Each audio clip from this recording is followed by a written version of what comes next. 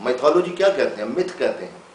متھ ایک ایسے افسانے کو جس میں انسانی ایلوژنز بھر دیے ہوں، جس میں ہیلوسینیشن بھر دیے ہوں، جس میں ڈیلوژن بھر دیے ہوں، جن کا وجود کوئی نہ ہو. انسان کے تصوراتی جو دیوتا ہیں ان سے منسلک اپنی خواہشات کو انہوں نے ایک نظام کی صورت میں پیش کر دیا. وہ متھ ہے، میتھولوجی جس سے ہم کہتے ہیں. جیسے ہم ہندوؤں میں دیکھتے ہیں کہ انہوں نے دیوی دیوتاؤں کے روپ میں ہمارے سامنے زندگی کا نظام برپا کر دیا، تو انہی کے اوپر جشن منائے جاتے ہیں. جیسے ہم دیوالی مناتے ہیں، کیوں منائے جاتے ہیں؟ چراغ جلائے دیوتاؤں کے لیے. بالکل ایسا ہوا کرتا تھا یونان میں، ایسا ہی اٹلی میں ہوا کرتا تھا. یہاں تک بھی ہوتا تھا کہ انسانوں کو ذبح کر دیا جاتا تھا دیوتاؤں کو خوش کرنے کے لیے. جشن منائے جاتے تھے، چراغ جلائے جاتے تھے.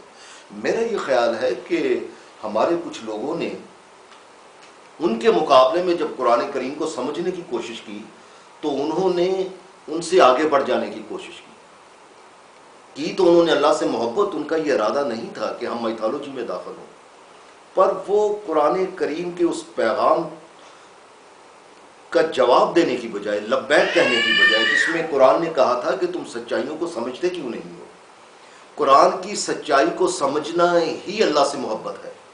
اگر قرآن کی سچائی کو نہ سمجھا جائے تو ہم یہ دعویٰ نہیں کر سکتے کہ اللہ سے محبت ہے. ان سچائیوں کو سمجھے بغیر ہم نے اللہ سے محبت کرنے کا دعویٰ کر دیا. نتیجہ کیا نکلا کہ ہم نے بھی قرآن کریم کے بہت سے حقائق کو میتھولوجی میں داخل کر دیا. مثال کے طور پر جیسے میں کہا کرتا ہوں کہ سورہ القدر جو ہے، سورہ القدر جس کا ترجمہ عمومی طور پر کیا جاتا ہے یہ عزت والی رات کو ہم نے نازل کیا، ہم نے قدر والی رات کو قرآن کو نازل کیا. میرا یہ خیال ہے کہ یہ بات تحقیق طلب ہے. ہمیں اس کی تہوں میں جانا چاہیے کیونکہ بات تو یہاں سے شروع ہوتی ہے. انا انزلنا فی لیلۃ القدر. انا، تم تحقیق کر کے دیکھ لو تو اسی نتیجے پر پہنچو. یہ بہت بڑا چیلنج ہے اور یہ انا کا لفظی معنی ہے. تم تحقیق کر کے دیکھ لو تو اسی نتیجے پر پہنچو گے. اس نتیجے پر کہ ہم نے نازل کیا قرآن کو. کب نازل کیا؟ انزلنا، ہم نے نازل کیا، اس سے ہم نے نازل کیا. قرآن کو ہم نے نازل کیا.